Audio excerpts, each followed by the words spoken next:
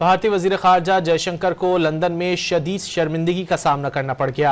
London के Downing street में जयशंकर की आमद के मौके पर खालिस्तान के हामी सिखों ने शदीद एहतजाज रिकॉर्ड कराया। सिखों ने जयशंकर के गाड़ी से उतरने के बाद नारे लगाए, भारतीय तिरंगा भी फाड़ दिया।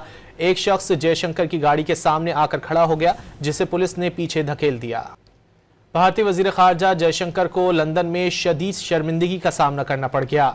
लंदन के डाउनिंग स्ट्रीट में जयशंकर की आमद के मौके पर खालिस्तान के हामी सिखों ने शदीद एहतजाज रिकॉर्ड कराया। सिखों ने जयशंकर के गाड़ी से उतरने के बाद नारे लगाए, भारतीय तिरंगा भी फाड़ दिया। एक शख्स जयशंकर की गाड़ी के सामने आकर खड़ा हो गया, जिसे पुलिस ने पीछे धकेल दिया।